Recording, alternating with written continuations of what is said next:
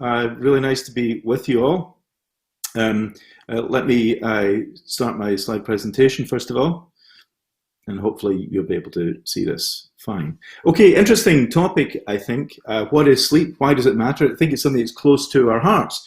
And Dougal, and illustrating really something fascinating about sleep. There's Dougal falling asleep without really knowing what's happening, showing that sleep is something that's under biological control. And here is Father Ted showing that he can't get to sleep because psychology is getting in the way. And we'll come back to that in a little bit. But let's think about a little bit about why sleep really matters. If you think about things that are fundamental for life, we need oxygen to breathe, we need water, we need food, and we need sleep. I think these are life's four main essentials. And if we don't actually get them, there are consequences. We get out of breath if we don't have enough oxygen. We become thirsty if we don't have something to drink. We become hungry if we don't have food, and we become sleepy and tired if we don't have sleep. They're all under what we might call homeostatic control. They're all drive functions that are fundamental not just to human life, but to the whole animal kingdom. And they're absolutely essential. But not only symptoms, we can also get disorders. So you can get respiratory disorders to do with, breathing problems. One can get problems to do with, unclean water, for example, could give you typhoid or cholera or infection. Then there's problems to do with food, which could be to do with eating disorders or malnutrition. And similarly, of course, there are sleep disorders, 6 different subclasses of those, which we'll maybe mention just in a moment or two. But suffice to say that sleep is something that is absolutely essential. It's one of life's essentials, not one of the nice to haves, but one of the needs to have. It's impossible to remain awake, in fact, even if you try. And these are some of the reasons that sleep is central to life, not just for humans, but for the whole animal kingdom. Because our debt to sleep, what we rely on sleep for, are things that are in this wheel and some other things as well. So the cells in your body do not regenerate during rest. You might think, well, a rest is as good as a sleep. But cell regeneration is actually sleep dependent. The synthesis of proteins, the amino acids, the building blocks of life, do most of their work in building during sleep. Signaling, immune signaling, and infection control is highly dependent upon sleep, as is metabolic clearance. And then on the more cognitive side, our learning and memory is sleep dependent. We remember more following sleep than we do during wakefulness. And this is because the brain is able to focus on its tasks during sleep, when during the day we're distracted and we're busy outputting, as it were, rather than inputting, coding, and storing. And emotion regulation is also heavily dependent upon our sleep. People with a sleep disorder are twice as likely to develop depression. Sleep is something that helps to manage our emotional state, if you like. And I think our grannies always said that. Things will feel different in the morning after a good night's sleep. And I think there's a lot of truth in that. And because of our debt to sleep, because of its central role in our functioning, there are consequences when we don't have enough sleep, when we're sleep deprived, or when we have a sleep disorder. And I'm not going to go through this slide, and it's slightly alarming to look at all the things that are affected if we have insufficient sleep. But if you think about it, if we had insufficient water purity, if we had insufficient food, if we had insufficient air supply, or a toxic air supply, you would not be surprised to find that there are consequences in the physical domain, the mental domain, the behavioral domain, and the performance domain. Everything is affected when one of these core functions of life is affected. And so you can see that there are risk factors associated with poor sleep. There are risk factors associated with poor sleep in terms of the mental domain and the physical domain here. For example, you're twice as likely to develop diabetes if you have a long-standing sleep problem. There's also the risks of accidents and the risks of addiction to medications, which often people take for poor sleep. And there's performance impairments to our function and our ability to thrive. So sleep is clearly very important, but it's also quite a complex state.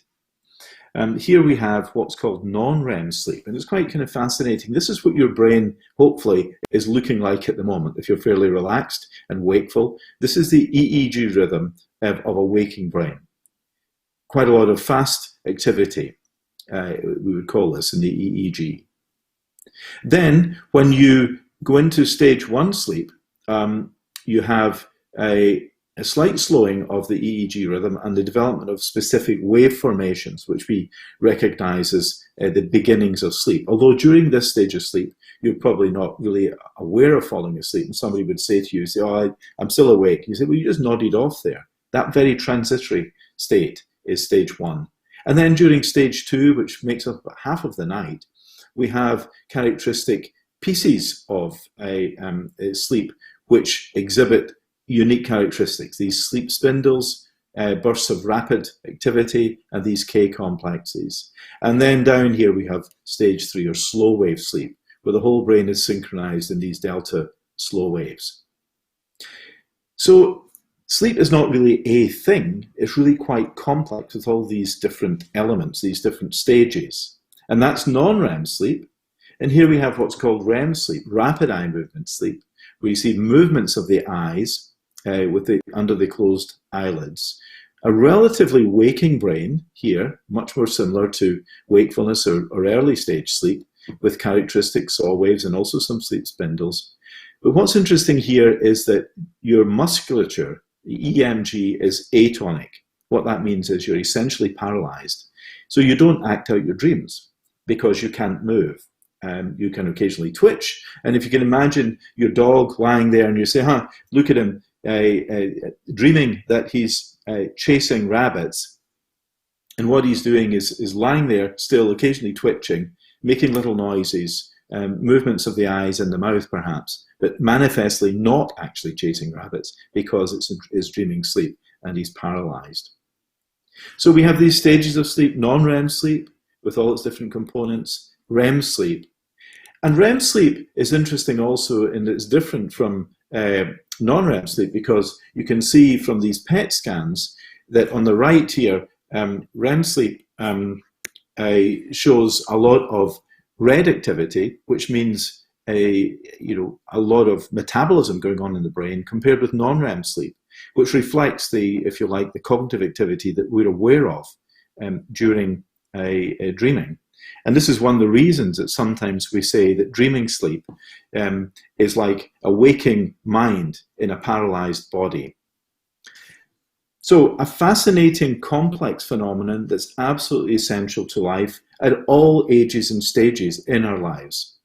And you can see in this diagram here, along the top, we've got children, in the center we've got adults, at the bottom we've got older adults. And this shows us, if you like, the architecture, the topography of sleep across the typical night.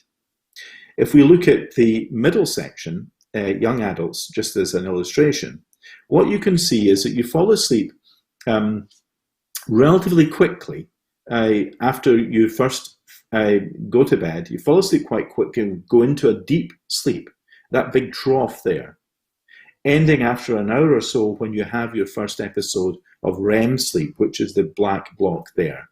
And you can see across the night that we have this pattern of cycles of sleep, in and out of non-REM sleep, back up to REM sleep. And the sleep's getting lighter across the night because the stage 3 sleep, the deeper stage 3, 4 sleep there, is dropping out. But we're getting more lighter sleep towards the second half of the night, and we're getting more dreaming sleep towards morning. Now, obviously, the amount of sleep is different per age. This is just to represent changes in the architecture over the night. But what you can see is there's more deep sleep when you're younger, and there's more fragmented sleep when you're older, more wakenings during the night, and less deep sleep taking place. And this shouldn't surprise us either, because other biological functions of ourselves change, don't they, with the age and stage we're at in our life, and sleep is no different. It still delivers its basic functions to us that I mentioned earlier on. Now, it's a little bit more complicated than just thinking about sleep itself. There's something called the circadian rhythm. So let's watch this little video to explain a bit about this.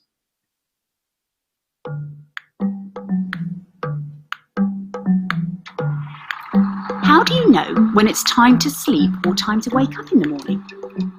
More powerful than any alarm clock are your own circadian rhythms, 24-hour cycles of biological processes that exist in every living thing. They keep your body functioning on schedule, day and night, wherever you are. And the key to it all is a bunch of cells in the retina of the eye called photosensitive retinal ganglion cells.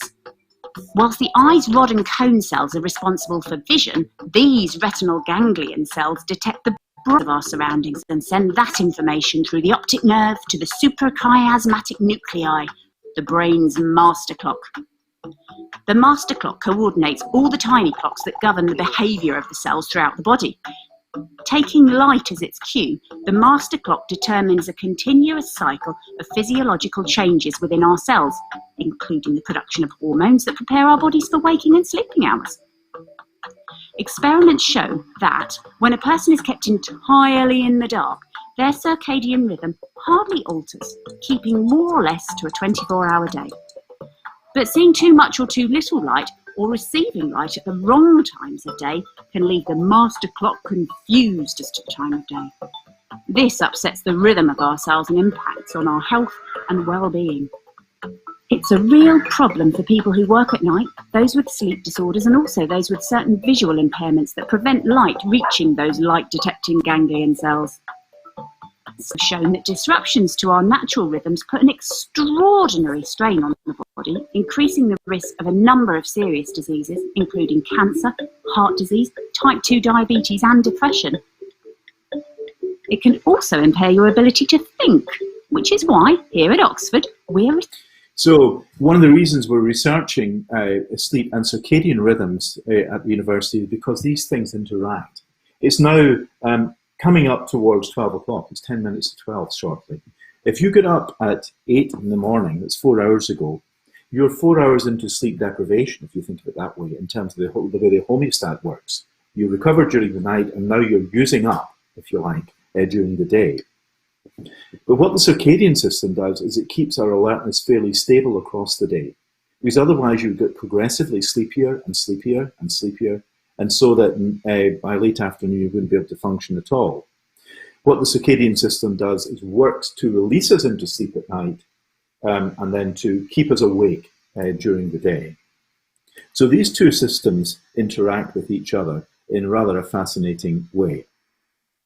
Now, I mentioned earlier on, of course, that there are different disorders of sleep, and I'm not going to go through these, but there are difficulties to do with breathing that can affect our sleep, the difficulties with movement, difficulties to do with excessive sleepiness can be part of a problem, disorders such as narcolepsy.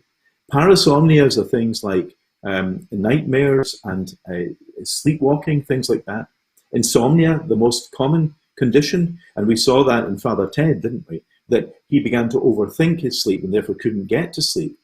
And that's something that can happen from a psychological perspective with other physiological parameters as well. For example, if you become worried about your breathing, which is totally not in your voluntary control, if you overthink it, you can start to hyperventilate, try to breathe, and you can disrupt it.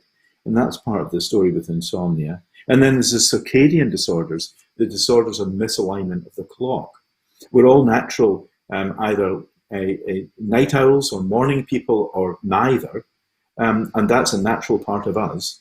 But we experience disorders with our sleep when we're out of sync, when we're jet lagged, for example, or when we're working shifts. And I think that'll be covered in another session. So to summarize, what is sleep and why does it matter? Well, sleep is one of life's absolute essentials. It's essential for physical and mental health throughout our lives, from the moment we're born right through our lives. Sleep is not a thing. It's intriguingly complex. It's made up of different phases and stages, and each component plays a part and is essential. And sleep is regulated by the drive function that we need our sleep, but also our body clock in terms of timing of our sleep. So therefore, we need to prioritize our sleep in the same way as we prioritize our diet, our exercise regime, and other aspects to maintain our well-being. And if someone has a disorder of their sleep, it should be actively treated. One of the things that we've been doing over the last few months during the COVID crisis is making available this program Sleepio, and also this other program called Daylight. This program Sleepio is now available to all NHS and direct care staff to help them improve their sleep and to help these key workers to cope. That's how important sleep is. And I hope you found it interesting to think about this. Happy to answer any questions. Thanks a lot.